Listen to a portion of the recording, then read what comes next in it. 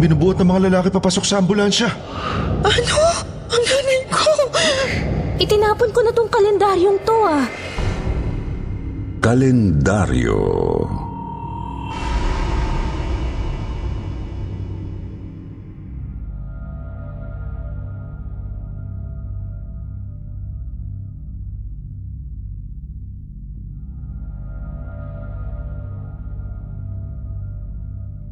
Mabuhay Kwentong Takip Silim Community. Kumusta po kayong lahat? Isang maganda at maaliwalas na araw po sa inyo. Lalong-lalo na sa mga taong nasa likod ng napakagandang channel na ito. Kabilang na si Sir Jupiter. Thank you. Gusto ko lang po sanang i-share itong experience na pinagdaanan ng pamilya namin noong bagong lipat pa lang kami rito sa Taguig. Ako nga po pala si Iris. I'm a 32-year-old female safety officer sa isang manpower agency, though marketing po talaga ang tinapos ko noong college. Ang layo, di ba? Anyway, itong kwentong isi-share ko po sa inyo ngayon ay nangyari mga 15 years ago na rin ang nakakalipas. If I remember it right, it was year 2008. First year college pa lang ako noon. Habang ang kuya ko naman pong seaman ay kasasampa lang ng barko. Kare-retire lang ng papa ko sa trabaho niya bilang isang supervisor sa isang food company. Kaya nabayaran po siya noon ng malaki. Ginamit niya ang pera bilang pambili ng isang bagong bahay sa Taguig na ibinebenta noon ng rush sa bagsak presyong halaga. Kasama ang lahat ng furnitures at iba pang mga gamit sa loob ng bahay. Siyempre, ginrab na agad yun ni Papa since ilang taon na rin naman kaming nangungupahan at gusto na raw nila ni Mama na mag-settle sa iisang bahay.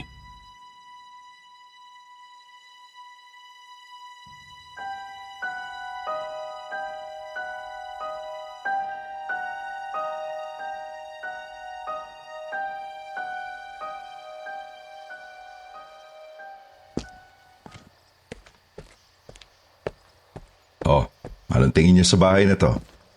Ayos ba? Maganda naman. Simple pero maluwag at maaliwalas ang paligid, no? Ba't kaya binenta to ni Mrs. De La Cruz, sobrang mura. Kasama pang mga gamit. Tinitingnan ko kanina, marami pang bagong furniture at appliances dito. Ang tawag doon, mahal, blessing. Magmamigrate na raw kasi sa Europe si Mrs. De La Cruz. Kaya kailangan niya nang ibenta agad tong bahay. Eksakto naman pinsan niya yung dati kong kasamahan sa trabaho. Kaya sa akin agad na i-offer to. Nga pala, Iris anak, i-video call mo nga yung kuya mo't nang maipakita natin sa kanya tong bahay. Sige pa, wait lang po.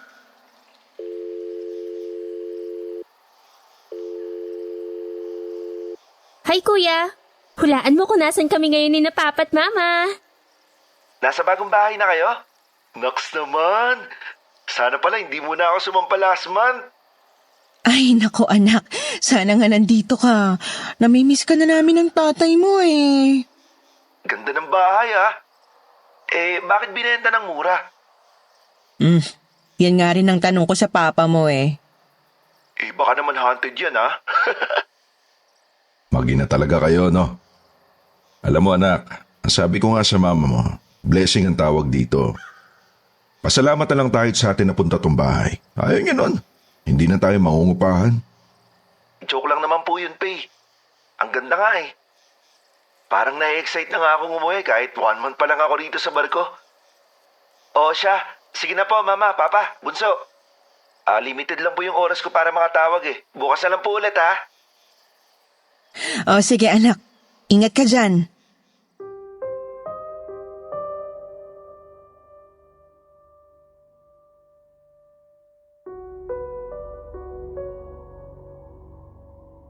Masaya ang pamilya namin, Sir Jupiter. Close kami ni Kuya Ethan sa mga magulang naming sina Jaime at Rowena. Hindi naman perfect ang buhay namin pero masasabi kong kontento na po kami sa buhay namin. Yun nga lang, syempre sa buhay, hindi naman mawawala ang pagdating ng pagsubok. Siguro mga 1 linggo pa lang kaming nakatira sa bahay na yon nang makatanggap kami ng tawag mula sa tita naming nag-aalaga noon sa lola kong may sakit.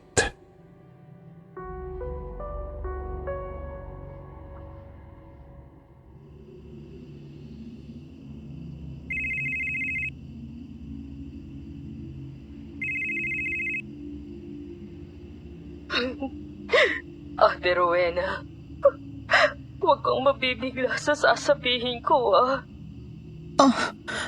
Anong nangyari? Ang nanay. Edna, sumagot ka! Ate, wala na ang nanay. Ano? Ang nanay ko!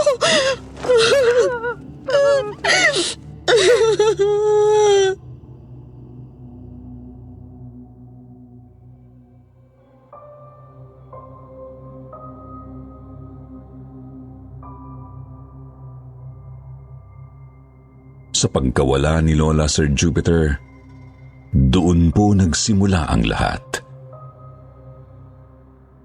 Halos 2 linggo ring ibinurol si Lola noon, Sir Jupiter, dahil hinintay pa naming makauwi muna si Kuya Ethan.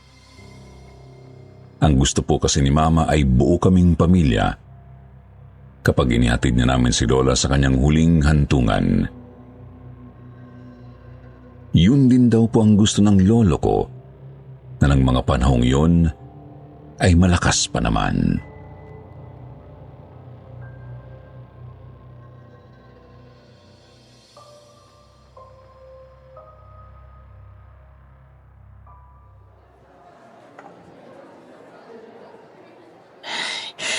Iris, anak. Nakapaghanda ka na ba ng damit na susuotin mo bukas sa libing ng lola mo? Puting damit ang isuot mo, ha? Yun daw ang bilin ng lolo mo, eh. Opo, Ma. Magpahinga na po muna kayo. Kami na lang po muna ang tatao sa labas. Wala pa po kayong tulog eh. Sige, anak. Mukhang kailangan ko na nga ng tulog. Mabigat ng talukap ng mga mata ko, eh. Lumabas ka na lang pagkatapos mo maghanap ng susuotin mo, ha?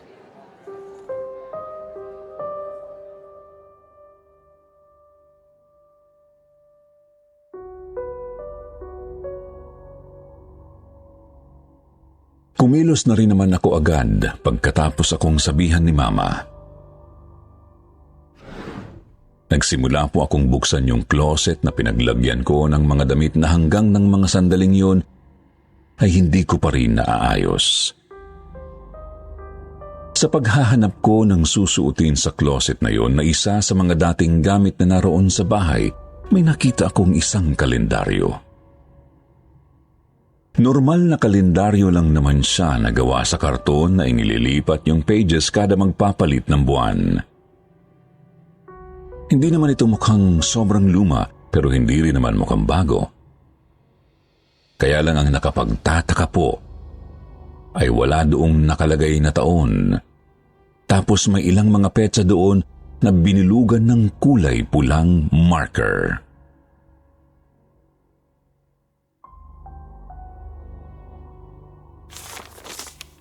August 5? Teka, ito yung date na namatay si Lola.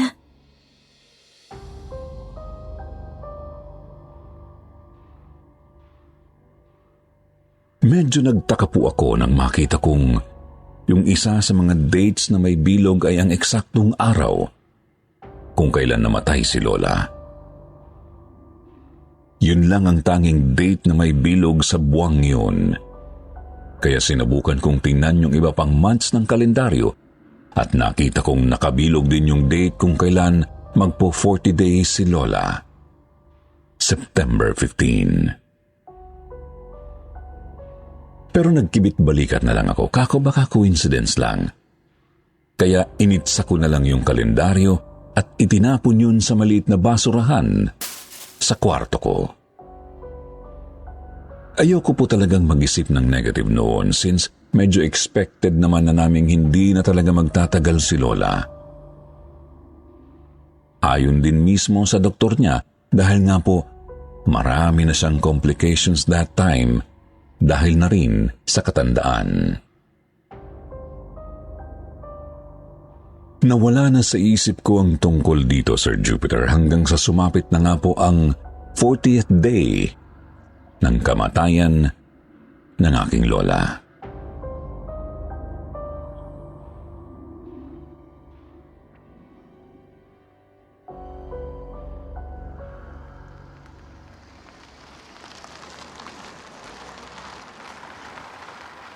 O mahal, nandito na tayo. Mauna na muna kayong bumaba ng mga bata at hahanap lang ako ng paparadahan itong sasakyan. Sino ba kasi itong mga nakapark sa labas ng bahay ni na tatay? Nakaharang naman masyado sa kalsada eh. Ay, si Edna yata yun ah. Bakit umiiyak? Anong nangyari? Teka, oo nga no, sandali. Si tatay ba yung nasa stretcher? Ayun o, binubuhat ng mga lalaki papasok sa ambulansya. Diyos ko po, ano bang nangyayari? Sandali, bababa ako. Edna, ano nangyari kay tatay? Ano to? Bakit ang daming dugo? Ate.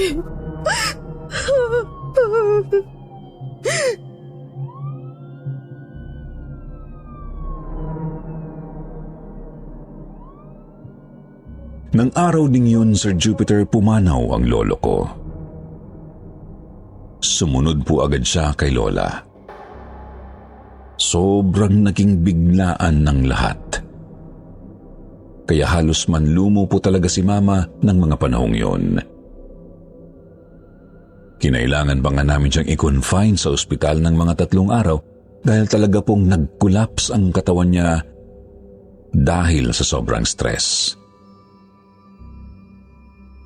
Isang araw nasa bahay ako noon at naghahanda ng susuotin ko dahil nakapagdesisyon akong doon po muna ako magsistay sa bahay na Tita Edna kung saan nakaburol si Lolo. Kumukuha ko ng mga damit sa closet nang may makapa akong bagay sa ilalim ng bunton ng mga damit ko.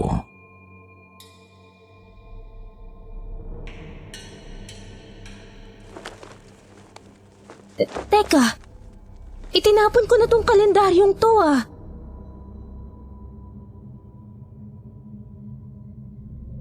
Medyo kinabahan ako nang makita ko ulit ang kalendaryong yun sa closet ko, Sir Jupiter.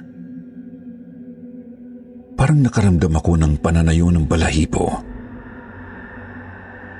Bigla kong nabitiwan yung kalendaryo at muli ay itinapon ko yun sa basurahan. Ganun pa man ay hindi pa rin po ako nagsabi sa parents ko tungkol doon. Iniisip ko na baka coincidence lang ang lahat. Sinubukan ko pong kalimutan ang tungkol sa kalendaryong yun hanggang sa mailibing na rin ang lolo ko. Nagpalipas po muna sina Mama ng mahigit 1 taon bago sila nagdesisyong iparenovate na sa wakas ang bahay namin. Second year college naman ako ng mga panahong ito. Kahit papaano nakalimutan ko na po talaga ang tungkol sa misteryoso at kakaibang kalendaryong yun. Pero minsan ay sumasagi pa rin yun sa isip ko, kaya isang beses ay nabanggit ko yun sa best friend / schoolmate kong si Jaya.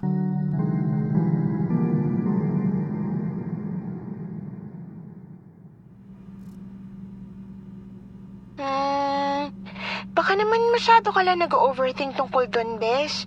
Coincidence lang yun, huwag mo masyadong isipin. Ay, ewan ko ba. 1 taon na mahigit mula nang itinapon ko yun pero naaalala ko pa rin. Napanaginipan ko pa nga yun kagabi eh.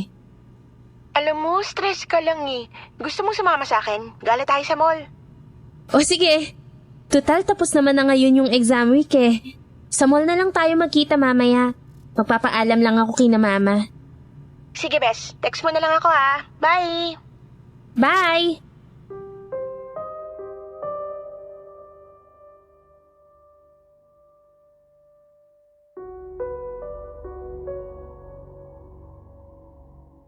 Nang araw na yun, nagpaalam agad ako kina mama tungkol sa lakad namin ni Jaya. Siyempre pinayagan naman ako. Basta ang sabi nila sa akin, wag lang daw akong magpapagabi. Naghahanda na ako ng isusuot ko noon bago pa ako maligo. Pagbukas ko pa lang sa closet ko, Sir Jupiter, nagulat ako sa nakita ko. Nasa ibabaw mismo ng mga nakatupikong damit yung kalendaryong kani-kanina lang ay pinag-uusapan namin ni Jaya. Talagang nagtayuan po agad ang mga balahibo ko noon. Lalo na nang makita ko yung date na nakabilog mismo doon sa page na bumubungad sa kalendaryo. November 9. Yun din mismo ang date ng araw na yun. Ilang minuto rin po akong nakatitig doon habang pinangingilabutan. Paano ka kung nangyaring nandun na naman yun sa closet ko? Ilang beses ko na yung itinapon.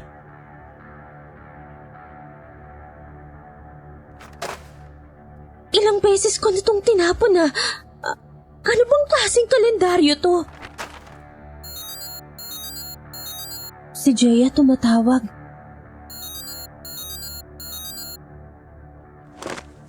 Hello, Jaya? Buti tumawag ka. Alam mo ba? Iris, tulungan mo ako. Na-aksidente ako. Tulong. Ano? Nasaan ka ba, Jaya? Anong nangyayari sa'yo? Jaya? Jaya!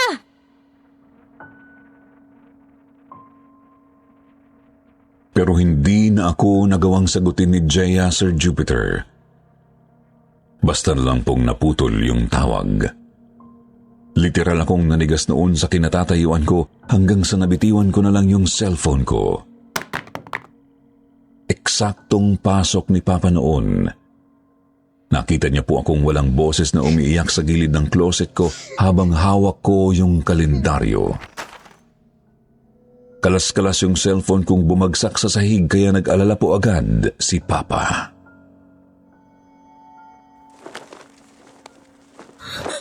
Papa, si Jaya po tumawag sa akin. Na-aksidente raw siya.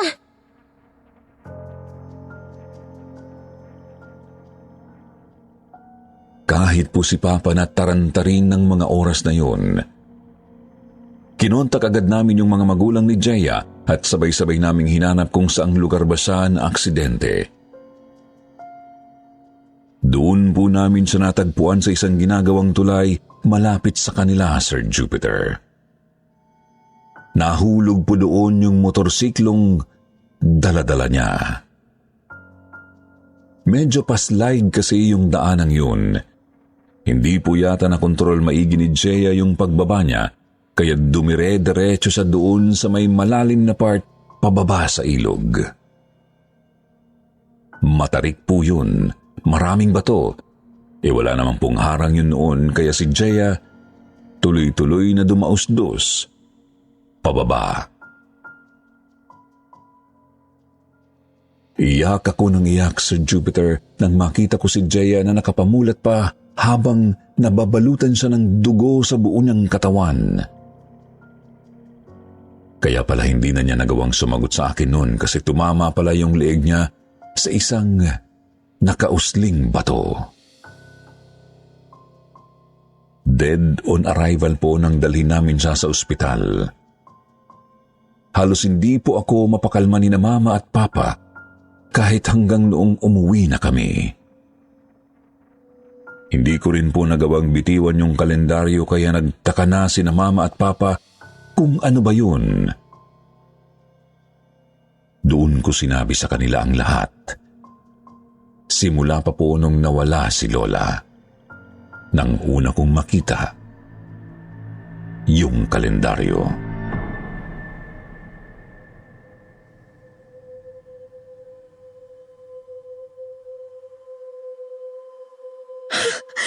Bakit hindi ka agad nagsabi, anak? Hindi ko kasi alam, Mama. Akala ko coincidence lang ang lahat. Pero iba na po talaga ang kutob ko. Pakiramdam ko po may something dito sa bahay na to eh. Hayaan nyo, magtatanong-tanong ako sa mga kapitbahay kung may nakakaalam ng history nitong bahay na to.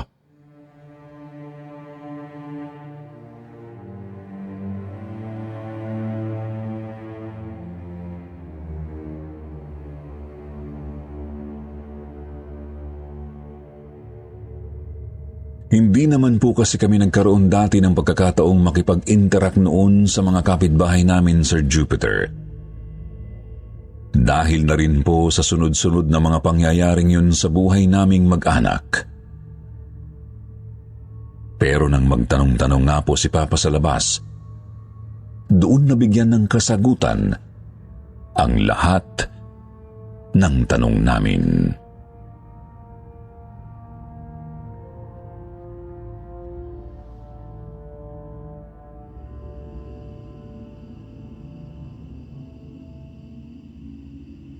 Pasensya na kayo. Hindi ko na sana binili yung bahay na to eh. Nabulag lang kasi ako sa murang presyo. Malala pala yung nangyari sa bahay na to. Wala man lang akong kaalam-alam na may pinatay pala rito. Ha? Ano? Sino raw? Diyos ko po, Jaime. Yung asawa at anak ni Mrs. De La Cruz. Dito sila pinatay. Isa sa mga kabarangay nila noon ang may gawa.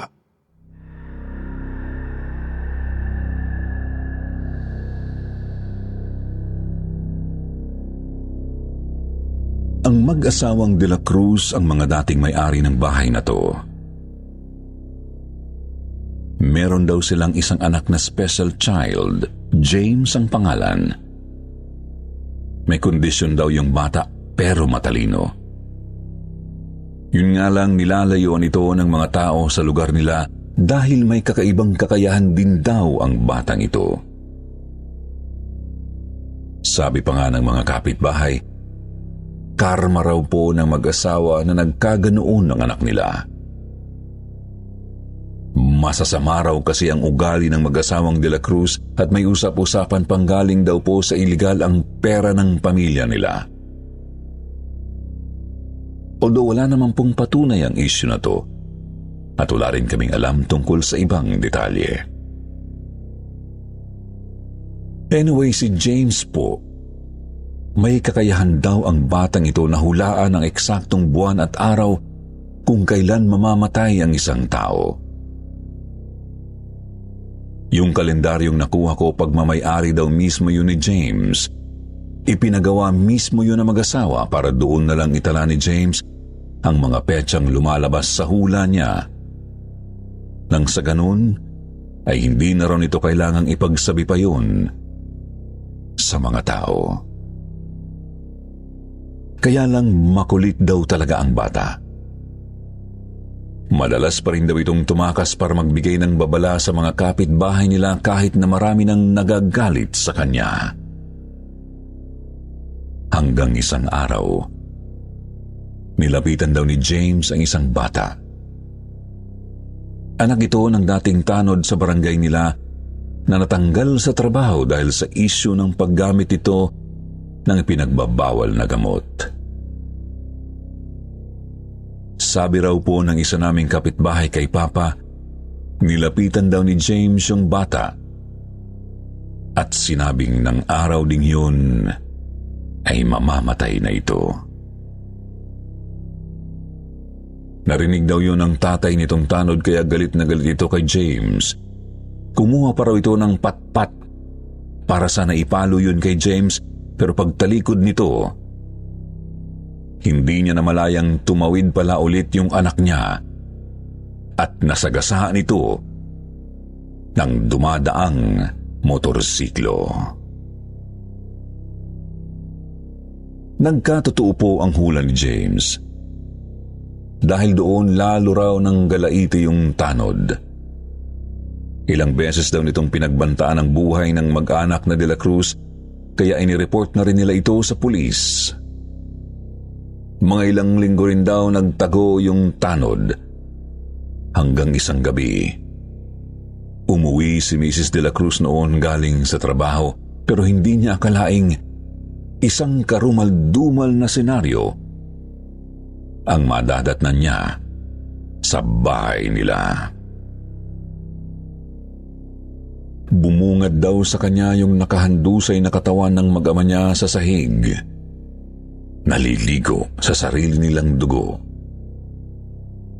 Pinasok pala ito ng dating tanod na lulong sa masamang bisyo at doon mismo sa bahay nila ay nilagutan niya ng hininga ang mag-ama. Sa sobrang trauma daw ni Mrs. De La Cruz noon ay kinailangan siyang ipasok sa isang psychiatric hospital sa loob ng ilang taon hanggang sa tuluyan na siyang makarecover. Nahuli naman daw po ang gumawa nun. Nasentensyahan din ito ng habang buhay na pagkakakulong. Samantala yung bahay naman po ilang taon ding naging abandonado hanggang sa mag-decide si Mrs. De La Cruz na iparenovate ito at paupahan. Pero wala raw nagtatagal na tenants sa bahay na yun. Wala naman daw pong nagpaparamdam dito pero halos lahat daw ng tumitira sa bahay na to ay nakakaranas ng mga hindi may paliwanag na pagkamatay ng mga mahal nila sa buhay. Katulad po ng nangyari sa amin. Nang malaman po namin yun ay nagdesisyon si Papa na ipabless muna yung bahay. Pagkatapos ay gusto na rin po sana nilang ibenta ulit ito sa mas mababa pang halaga. Pero kinausap naman sila ng pari.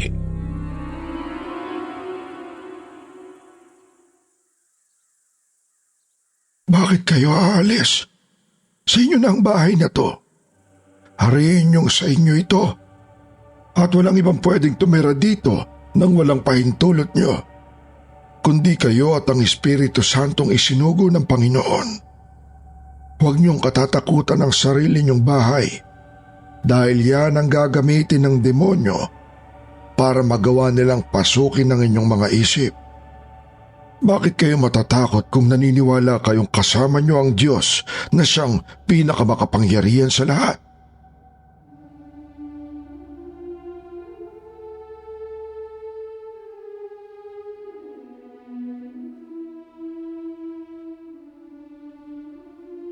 Parang napaisip po noon ang parents ko tungkol sa sinabi ni Father. Kaya binago nila ang desisyon nila. Mabuti na lang po talaga, Sir Jupiter, at matatag din ng pananampalataya ng pamilya namin. Kaya kahit nakaramdam kami ng takot ay hindi kami pinangunahan nito. Isinorender ko nga po pala yung kalendaryo sa simbahan para sigurado akong hindi na yun mapapabalik sa akin. Simula po noon naging normal na ulit ang buhay naming mag-anak. Kahit pa may mga pagkakataong sumasagi pa rin sa isip ko ang mga nangyari noon, ang ginagawa ko lang pong panlaban dito ay dasal. Sa tuwing nakakaramdam ako ng takot ay nagsisimba ako. Kaya nadala ko rin po yun hanggang noong nagkaasawa na ako. At ngayong may mga anak na kami. Sa ngayon ay doon pa rin po sa bahay na yun nakatira si Mama at Papa at kasama si Kuya at ang asawa niya. Nawala na rin naman po yung parang negative vibes ng bahay dahil masasabi kong successful naman ang kuya ko ngayon. Nakapagpundar nga po siya ng mga negosyong ginagamit niya ngayon para pang suporta kina Mama at Papa at sa sarili niyang pamilya. Alam kong kakaiba ang kwentong ibinahagi ko sa inyo ngayon. Walang multo, engkanto, aswang, o kung ano-ano pang mga nakakatakot na elemento. Pero sana po ay nagustuhan niyo pa rin itong pakinggan. lalo pat ito ay tunay na nangyari sa buhay namin. Gusto ko lang po talaga kayong paalalahanan na may mga bagay talagang nangyayari sa mundo na kahit na anong gawin natin ay hindi natin kayang ipaliwanag. Ang mahalaga lang po ay panatilihin sana natin ang matatag na pananampalataya. Lalo na sa samahan ng pamilya.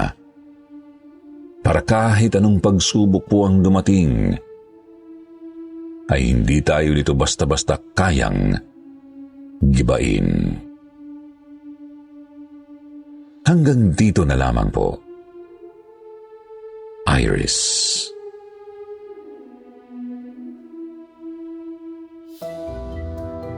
Ngayon, eto ulit ang inyong paboritong shoutout portion. Shoutout kay Catherine, Elmer Ibanez Jr., Angelica Dacosta, RJ Works, Tri Mendez, Ednac, Joan Orsabia, Arnie, Florence King at Cheche Hintiles. Basahin naman natin ang ilan sa mga magagandang comment mula kina Roslyn Andrade at Dolores Gallievo. Sabi ni Roslyn, mabuhay po kwentong takip silim. Lagi po akong nakasubaybay sa mga bagong kwentong kababalagan araw-araw. Happy listening po sa ating lahat. Sabi naman ni Darren Avi, sobrang enjoy po talaga sa pakikinig lalo kapag nagpaplansa ako o nagluluto. Hindi ko po nararamdaman ang pagod ko dahil nakakawala ng pagod ang pakikinig dito sa ating paboritong channel, ang Kwentong Takip Silim at Sityo Bangungot. More stories to come po para mas madami po kaming mapapakinggan. Sa mga hindi po nabanggit, sa susunod na lang po, huwag niyo pong kalimutang mag-reply sa ating shoutout box na nasa comment section para ma-shoutout ang inyong mga pangalan.